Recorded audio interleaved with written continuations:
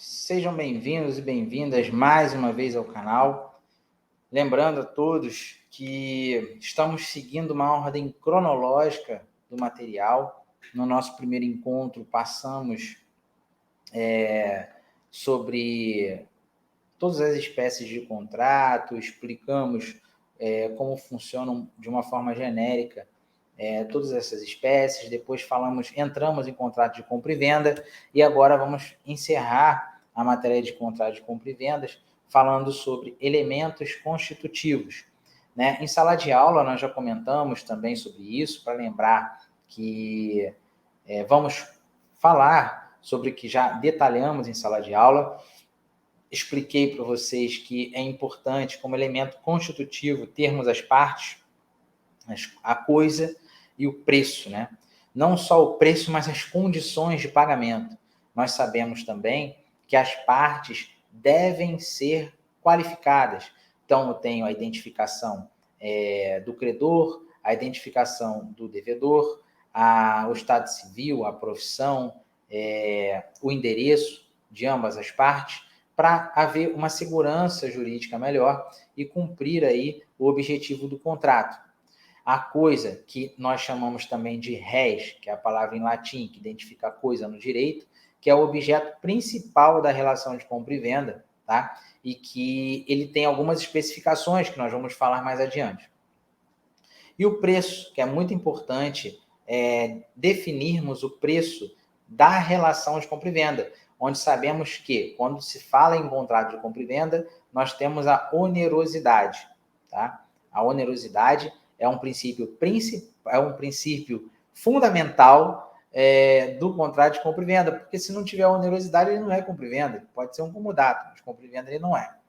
Beleza? Lembrem, senhores, lembrem, senhoras, de que nós falamos, quando nós trouxemos esses elementos constitutivos e como consta no nosso material, de acordo com a concepção clássica e presente na contemporaneidade, a compra e venda é constituída pelos seguintes elementos. Nós conceituamos obrigações na visão contemporânea e na visão moderna.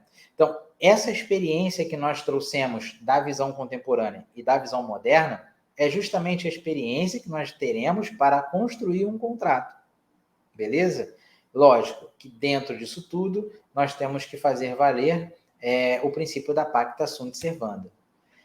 Agora, falando sobre partes, em conformidade com o que é posto pela codificação, nosso Código Civil, as partes de uma compra e venda devem gozar de capacidade, sendo cabíveis a anulabilidade ou a nulidade do negócio jurídico, a depender da modalidade de incapacidade em questão. A respeito disso, é interessante que se atente para determinadas prescrições para legitimação, como, por exemplo, que é colocado no artigo 1647 do Código Civil, inciso 1, tá? Ressalvado o disposto no artigo 1648, nenhum dos cônjuges pode, sem autorização do outro, exceto no regime de separação de bens, alienar ou gravar o ônus real de um bem imóvel. O que esse artigo quer dizer? Por isso que se qualifica as partes. Se eu qualifico as partes como fulano de tal, brasileiro, casado, eu tenho que colocar o regime de casamento. Em comunhão parcial de bens, engenheiro, RG tal, CPF tal, residente domiciliado no endereço tal, com bairro, CEP, cidade, estado, eu tenho a qualificação completa de uma das partes, assim eu tenho que fazer da outra, tá? Da outra. Lógico que, para trazer uma segurança maior, o Estado Civil é muito importante. Porque se ele mente no Estado Civil e durante um tipo de negócio realizado de forma fraudulenta, a responsabilidade maior sobrecai sobre ele mesmo, sobrecai para ele mesmo. Tá certo? Então, há uma importância da qualificação detalhada tanto do comprador quanto do devedor, e nós sabemos que no conceito moderno e no conceito contemporâneo de direito obrigacional, nós temos que identificar a figura do credor e do devedor pelo negócio jurídico, pela identificação das partes junto à realização do vínculo jurídico. Então, eu identifico uma relação horizontal entre credor e devedor, eu tenho uma relação interpartes, eu tenho uma relação obrigacional, eu tenho um negócio jurídico e eles estão identificados. Então, é muito importante a qualificação das partes, tá certo? Então, referente aos casos expressamente declarados em leis, é anulável o negócio jurídico, no artigo 171, por incapacidade relativa do agente e por vício resultante a erro, dolo, coação, estado de perigo, lesão ou fraude contra credores. Tá? Lógico que o inciso 1 ele pode ser superado caso esse incapaz relativamente possua uma emancipação e desde que essa seja comprovada, ou se ele possua uma representação através de seu responsável. Então, a gente consegue superar o inciso 1. Agora, caso o cidadão, o agente, que seja incapaz relativamente sozinho numa relação contratual, aí nós conseguimos trazer a anulabilidade desse negócio jurídico, porque o relativamente incapaz não é capaz para realização desse tipo de negócio jurídico. Nós sabemos que lá para o artigo 4º, artigo 5º do Código Civil, nós tratamos de absolutamente incapazes, relativamente incapazes e absolutamente capazes. Tá? E falamos também pelo 6º ou 7º do Código Civil, não me recordo muito bem, sobre a emancipação. Tá, beleza? Então, o artigo 171 é muito importante. A letra da lei impede a realização de um negócio jurídico por incapaz relativo, né? O incapacidade relativa. E aí, vamos tocar ficha. Já falamos das partes, a importância da qualificação, a importância da identificação, as questões de anulabilidade. E agora vamos falar da coisa. A validade do negócio jurídico requer objeto lícito, possível, determinado ou determinável. O objeto é a coisa. A coisa pode ser chamada também de réis. Conforme determinado no artigo 104 do Código Civil, existem as condições para que uma coisa se torne objeto de um negócio jurídico.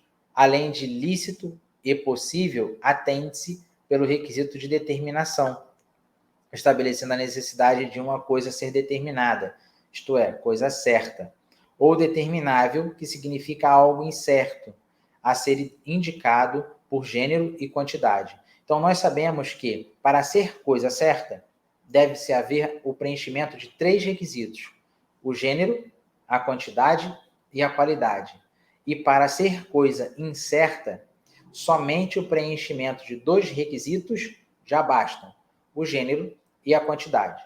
Eu sempre coloco em sala de aula o seguinte exemplo: eu preciso comprar 10 carteiras. 10 carteiras da cor preta com braço direito. Na nossa sala de aula tem vermelhas e pretas, tá? Então eu vou naquele local, como eu estipulei uma coisa certa, uma coisa determinada, eu vou pagar o preço e vou buscar 10 carteiras pretas com braço direito. Se eu qualifico essa compra por 10 carteiras e eu não especifico cor, ou eu só coloco 10 carteiras com braço direito, eu posso pedir a entrega. Se o devedor não entregar, eu, como credor, eu escolho. Posso escolher 5 pretas e 5 vermelhas.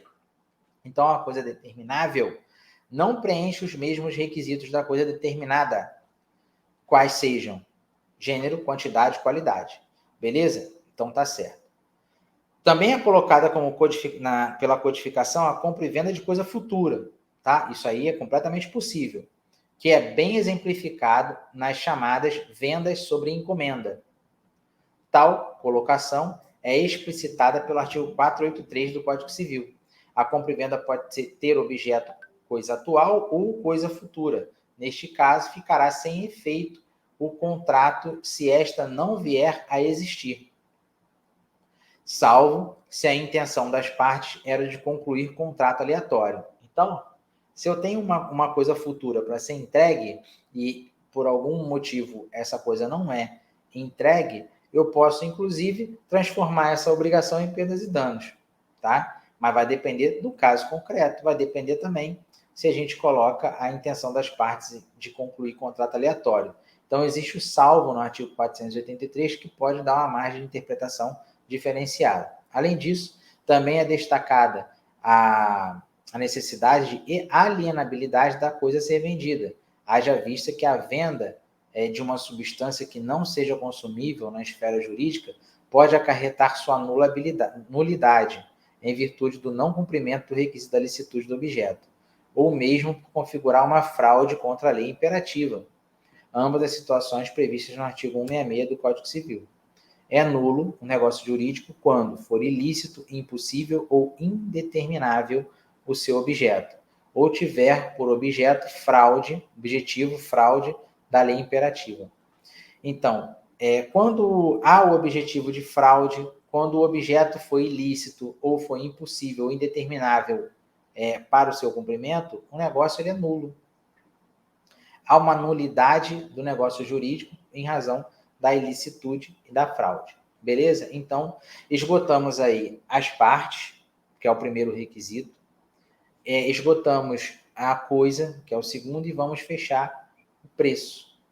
Já no que concerne o preço, que repete-se, trata-se da remuneração estabelecida na compra e venda, vemos que deve ser certo ou determinado ou determinável, além de uma conformidade no artigo 315 do Código Civil, ser fixada na moeda nacional corrente e se enquadrar no valor nominal. Então, o preço ele tem que ser um preço certo. Ele tem que ser um preço que vai ser colocado na moeda corrente do país, na moeda nacional, não pode ser mesclado e, obviamente, quando se fixa o preço em valor numeral, se coloca por extenso, para sanar qualquer tipo de dúvida ou retificar qualquer informação que esteja errada, ou até ratificar.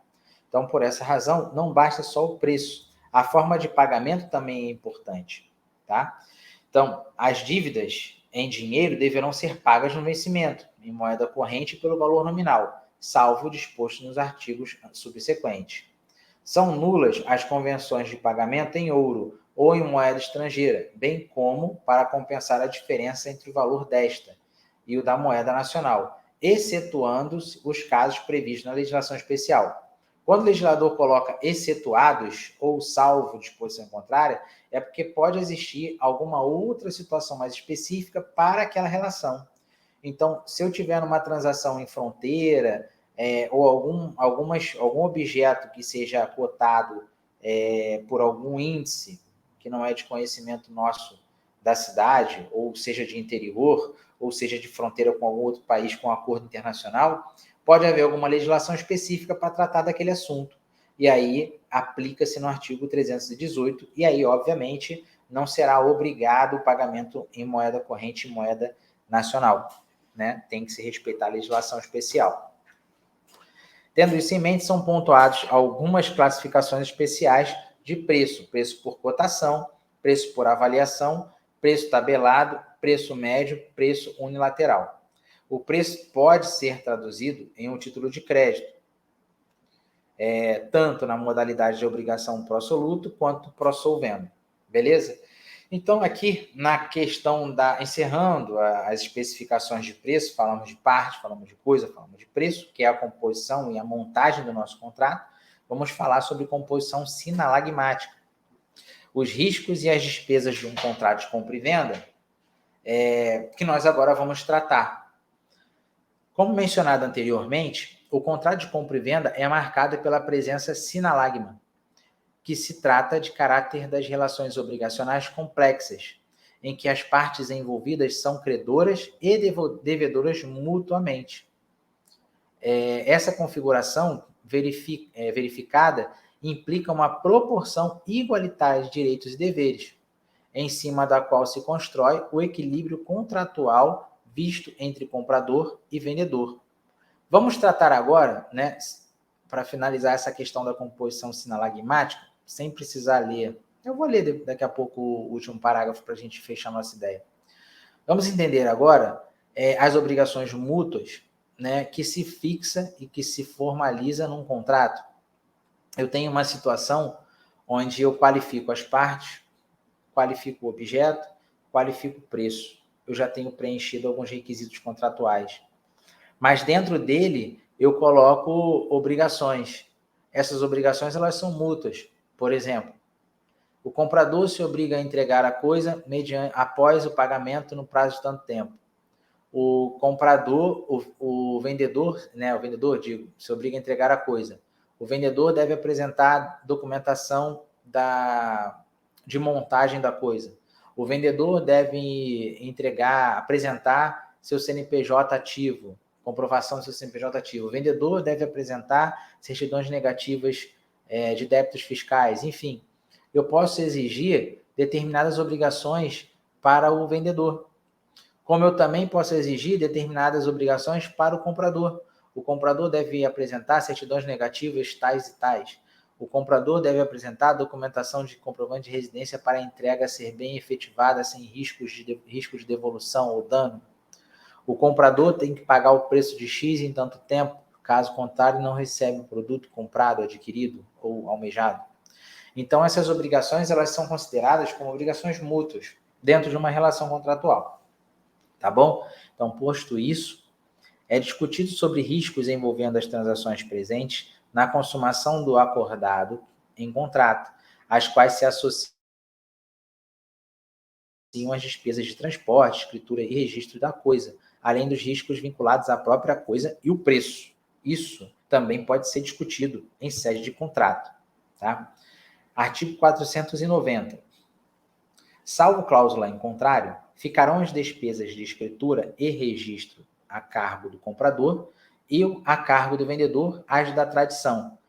Aqui, esse artigo diz o seguinte, o comprador ele fica com a despesa da escritura e o registro, e o vendedor fica com os custos da tradição da coisa. E nós sabemos que no Código Civil, a entrega é a tradição, tá? Ou seja, vamos colocar um exemplo.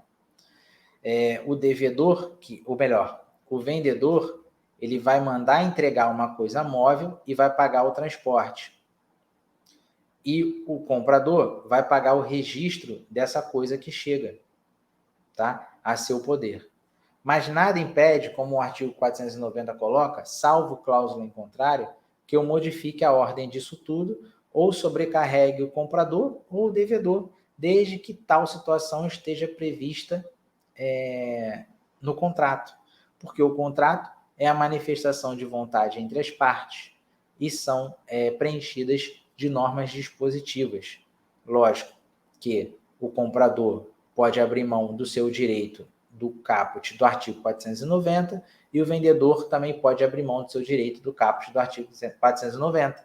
Isso daí vai depender do que foi determinado, do que será determinado em contrato. Mas a via de regra é que as despesas de escritura e registro fica a responsabilidade do comprador e a responsabilidade do vendedor é a despesa da tradição. Artigo 492. Até o momento da tradição, o risco da coisa corre por conta do vendedor e os do preço por conta do comprador. Tá? Nesse caso, nós temos que avaliar a responsabilidade para que haja uma imputação, logicamente, do que é previsto no Código Civil. Nesse caso, nós temos tem muito a ver o assunto com relação à causa de excludente de responsabilidade.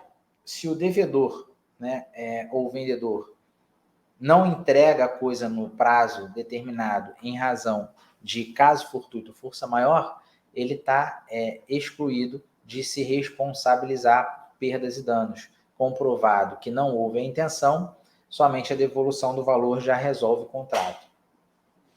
Agora, comprovado que o vendedor tinha que entregar a coisa em um determinado prazo e não entrega, e essa coisa fica sob seu poder, ele continua responsável sobre a coisa, e caso ele entregue após o prazo determinado no contrato, ele ainda será responsabilizado por perdas e danos, independente de caso fortuito e força maior. Porque a mora do devedor, porque ele ultrapassando o prazo que ficou de entregar, não entregou, ele incorre em mora. A mora do devedor é uma causa de exceção da excludente de responsabilidade. Então, a mora do devedor, independente de caso fortuito ou força maior, ele terá que indenizar e se responsabilizará pela perda do objeto.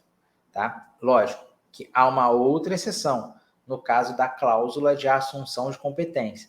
Se o devedor assume no contrato de compra e venda que, independente de caso fortuito e força maior, ele se responsabiliza pela entrega, aí pela cláusula de assunção de competência, ele terá que pagar, indenizar o comprador no caso de evento não previsto, tá? Caso fortuito ou força maior. Beleza? Compra e venda entre pessoas próximas. Em caso de compra e venda de ascendente para descendente, segue a regra do artigo 496 do Código Civil. É anulável a venda de ascendente a descendente, salvo se outros descendentes e cônjuge do alienante expressamente houverem consentido. Em ambos os casos, dispensa-se o consentimento do cônjuge se o regime de bens for de separação obrigatória, ou seja, em um negócio jurídico entre ascendente e descendente, ou pai e filho, deve haver o consentimento dos demais, né? Dos demais descendentes e do cônjuge expressamente, para que essa negociação não seja considerada nula ou anulável. Atenção maior deve ser dada à palavra anulável, já que ela gera todos os efeitos previstos na teoria do fato e do negócio jurídico. Ademais, haverá nulidade se a compra e venda for feita sob possibilidade de conflito de interesse, já que determinadas pessoas são proibidas de adquirirem bens das outras. O rol dessas impossibilidades, dos impossibilitados, consta no artigo 497 do Código Civil. E aí vem a relação de pessoas, né, sob pena de nulidade, não podem ser comprados, ainda que em asta pública. Os tutores, pelos servidores públicos, pelos juízes, secretários de tribunais, pelos leiloeiros e seus prepostos. Então, esses personagens não podem comprar nada nesse sentido, né? Testamenteiro, bens confiados à sua guarda ou administração, pelos servidores públicos em geral, os bens de direito de pessoas jurídicas a que servirem ou que estejam sob sua administração, direta ou indireta, sob pena de nulidade. Então, o artigo 497 ele é autoexplicativo, e aí, no caso das provas, não só da graduação quanto de concurso, nós devemos dar mais atenção a esses artigos autoexplicativos e exemplificativos, tá certo? Agora, para finalizar, nós temos 4 cláusulas especiais à compra e venda, tá? Que nós podemos colocar como cláusula especial. Não é necessário nem obrigatório, mas podemos incluir uma cláusula de retrovenda, uma cláusula de venda a contento, outra cláusula de preempção e preferência e outra cláusula de venda com reserva de domínio. E agora, teoricamente, vamos tocar nesses assuntos. A retrovenda está prevista nos artigos 505 a 508. Ela só é empregada em bens imóveis, tá? A retrovenda só aplica-se em bens imóveis. Quando posta no contrato, permite-se ao vendedor recomprar o bem no prazo decadencial abordado no contrato, com limite máximo de 3 anos. Então, o vendedor pode comprar o mesmo bem dentro do prazo de 3 anos. Sendo assim, a cláusula de retrovenda gera propriedade resolúvel, pois o efeito do direito de propriedade só será aperfeiçoado no final do prazo acordado. Então, essa cláusula de retrovenda não é obrigatória para constar num contrato de compra e venda, mas pode se constar, sim, dando o direito do mesmo vendedor comprar o mesmo objeto dentro do prazo de 3 anos. Então, é importante saber disso. Quem for fazer um contrato de compra e venda de bem imóvel, pode-se colocar uma cláusula especial que é permitido, está previsto nos artigos 505 e 508 do Código Civil. Venda a contento, do artigo 509 até 512, estabelecida entre o artigo 509 e 512, se vinculada ao contrato de compra e venda, a cláusula de venda a contento gerará direito potestativo em benefício do comprador, já que o negócio jurídico só será efetuado quando ele manifestar sua aprovação. Ou seja, mesmo que o comprador já esteja em posse do bem, se não demonstrar agrado, será simplesmente comodatário. Então, o comprador deve manifestar sua aprovação, não só o vendedor, nem mesmo o pagamento. E aí nós vamos explicar melhor em sala de aula com exemplos na leitura dos artigos 509 e 512 do Código Civil. Preempção e preferência. Trata entre os artigos 513 e 520 do Código Civil e Estatuto da Cidade. Gera ao comprador a obrigação de oferecer primeiro ao vendedor o bem comprado deste, caso for alienar o bem recém-comprado. Então, se o comprador quiser alienar o bem recém-comprado, ele pode oferecer primeiro essa venda para o vendedor, para depois ver se ele quer comprar e aí depois ele vender para terceiro.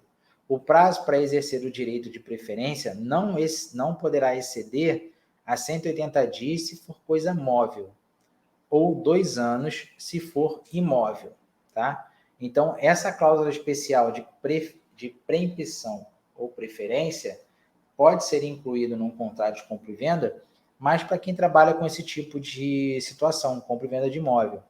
Para particular e quem não trabalha com isso, geralmente não consta. Mas é interessante saber porque te dá um direito sobre um imóvel que você vendeu. Então, se eu quiser vender um imóvel, meu imóvel, eu posso colocar uma cláusula de preempção para caso aquela pessoa que está comprando o meu imóvel queira vender novamente o meu imóvel, ele tem um prazo de 2 anos, mas primeiro ele é obrigado a me oferecer para ver se eu quero comprar ou não. Então, tenho a oportunidade de comprar meu imóvel novamente dentro da cláusula de preempção ou preferência. E para finalizar, venda com reserva de domínio, né, prevista nos artigos 521 a 528, a venda com reserva de domínio ocorrerá sobre bens móveis vendidos a crédito. Assim, o vendedor manterá consigo a propriedade sobre o bem móvel, até que seja completamente cumprido o preço combinado. Então, no momento que ele está vendendo, ele fica com um bem, com a coisa, e após o pagamento ele entrega a coisa. Observação: esse tipo de cláusula deverá ser estabelecida em contrato escrito, levado a registro no ofício de títulos e documentos. Lógico, está prevendo a segurança contratual. Obviamente que todos os contratos de compra e venda devem ser levados ao ofício de título e registro de documentos.